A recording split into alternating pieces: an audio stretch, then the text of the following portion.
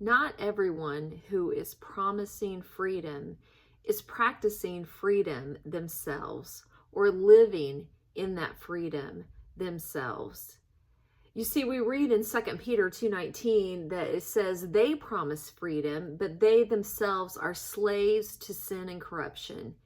And that same thing that he was talking about in that day, about the deception and the false teachers, we get that today as well. And I know that firsthand because when I started in this online space, it was the first time for me to be on Facebook, to be on anything, but I wanted to be in a challenge group that I had heard about, and it was about faith and fitness. And I was, searching for something to support me, support my fitness, as I wanted to live fit and free. And so I found that in a Beachbody challenge group. And so this was close to 10 years ago, 7 years ago. Beachbody was really like the top thing.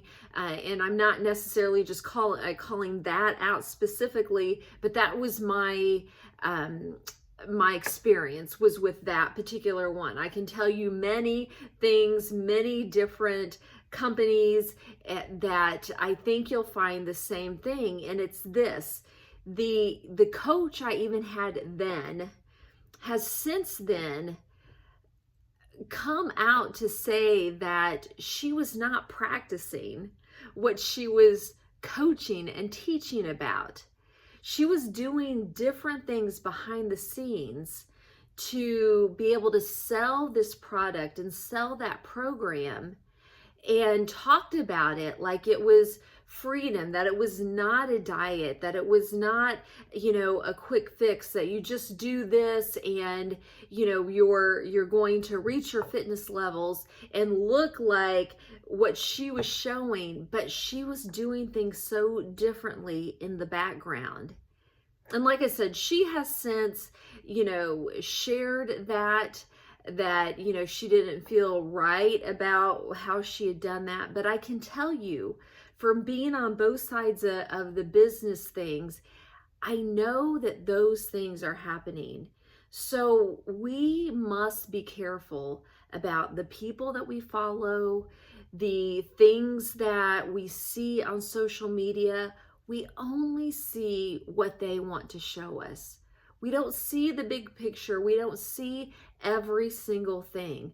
We don't see exactly what they're eating or how they're exercising.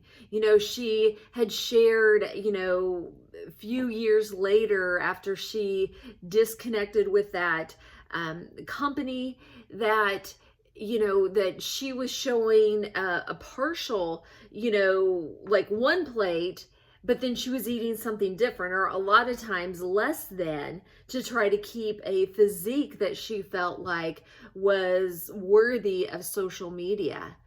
And again, I can't tell you how many coaches I've seen do this with various companies, and, eventually say, I was showing one thing, but I was doing things differently behind the scenes, all to sell products, and all because they still were in this bondage of looking a certain way and showing a certain type of a body on social media.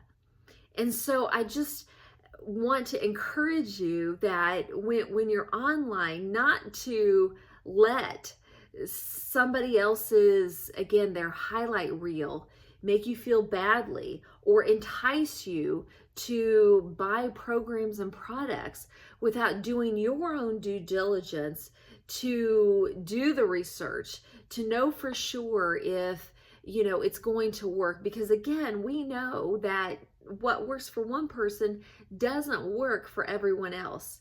And I can truly say that I am so thankful for Beachbody, because that was the way that I learned how to kind of do an online business. And that was how I learned how to, create small groups and do some coaching. But it also helped me learn what was right for me and for my body, and how I wanted to help women truly live fit and free. And that's why I didn't stay with them very long, but it gave me the tools to learn how to put together a plan, a program that is very unique and that helps each woman find what living fit and free is for her. And yes, I created a faith and fitness framework that has 4 pillars, but there's nothing in those pillars that you have to do exactly. It just says, how are you moving? Are you eating in a way that is helpful and supportive for your body? Are you drinking plenty of water? And most importantly, are you spending time with the Lord? Your faith is the foundation, and then we look at food and exercise and drinking water, but it's all individualized. And so it is important for us to take a look at what we're looking at and know that we only see glimpses, we only see snippets, and that's why it is so important for you to find what is your fit life and what is freedom for you, so that you can embrace that. Which then takes me to Acts 5:29 again, where Peter's talking, and Peter says to the people, it says, we ought to obey God rather than man. So if you find yourself obeying man, looking to man to tell you how to eat and drink and live your life, then it's time to pull back and realize that only God knows you. He created you. And yes, he gives us all specialties. There are certainly, dietitians who know things that can be helpful to us. And I'm a mental health counselor, and there are certainly, people that I can help, to talk with. And I've learned from experience on fitness, and, I've taught fitness classes. And so we all have, tools and tips and things that we can help people with.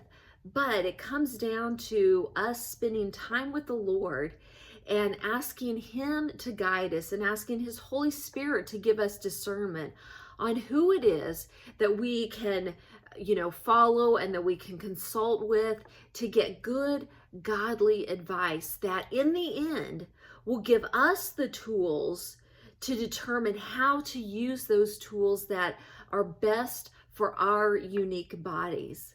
So some things for you to think about is, do you have your eyes fixed on Jesus? How do you care for your body? Do you obey God, or do you look to man to tell you how to care for your body? Remember, God created you, and he gave us his word, and he gave us his Holy Spirit. And those things can help guide us into how to care for our bodies. And then we can ask ourselves, have you compromised in an area of your life, to fit in or to fit a certain image? All bodies are good bodies. And, even though I exercise regularly and I drink plenty of water, I still have a soft body. We all are created differently. And so fitness looks different on everyone. Recently in my weekly email, I shared that I went to my doctor's appointment, my annual doctor's exam. And of course, I don't own a scale, but when I do go to my annual exams, usually, not always, but usually I'll step on the scale. And then of course they do the regular blood work, test A1C, they test glucose, they do cholesterol screenings and stuff. And so my weight was up a couple pounds, but the other numbers went down a little. Now, they weren't a concern to begin with, but still, my A1C was down like 1/10 of a point, I think, and my overall cholesterol was down a little bit. And so just to say, you would think, or again, what a lot of people try to tell us is that just, your weight goes up and then all these other numbers go up. And so weight up, that means you're unhealthy, but not always the case. Again, every body looks different, and you can be healthy at any and at every size, depending on, again, there's so much more to go into that thing, to go into those numbers and into that criteria. So it's important to look at all of that. And again, it's important not to compromise, one area just so that you can try to fit an image. That's not what God has for us. So I encourage you to have courage, to embrace your age and stage of life, to do some of your own work to decide what is best for you and what is a way that you can approach your health and your fitness that is going to be sustainable, that you can see yourself doing today as well as years and years to come. Again, so many of these things, whether it's a meal plan, whether it's, certain shakes or buying, supplements and all of those kind of things, those might work for a short period of time, but can you see yourself doing those over the long haul? Again, I can't tell you how many people, not only like my coach, who has, stepped away from that organization because she wasn't being real and being authentic. I've also seen others who have jumped from one organization or one product or program to another and has become, selling this, and then now, she's selling something different. And so it's important to kind of look at that track record and look at that, person's history and see, is this really about helping you find freedom and living fit and free, or is it something else? Keep your eyes focused on Jesus. Look to him first. And yes, of course, there are good and godly influencers who, when they use that hashtag faith and fitness or fit and free, that they truly are going to help you build your healthy life on a foundation of faith. And they're truly going to help you find the freedom to embrace your age and stage of life. But it's going to take some work for you to decide and some prayer to know where God is leading you and who God is leading you to find some support and accountability with, if in fact, that is what you need. And we know that we're better with community, that God created us for community. So I encourage you to find that community that is going to be supportive of you, but at the end of the day, that they are going to always be pointing you to Jesus first and foremost, and supporting your decisions that you're making for your life based on God's guidance to you. So again, I just encourage you to be brave, to be courageous, and to do what's right for you. And, I do have some tools to help you. I have an amazing community of women who are, just coming together and supporting one another in their faith and fitness. And they're learning what it says, in Hebrews 12, that says, we're in this race, we're running this race together, but we each have our eyes focused on Jesus and running the path and running at the pace that he has for us. And that's what I want for you. So keep your eyes on Jesus so that you can truly live fit and free.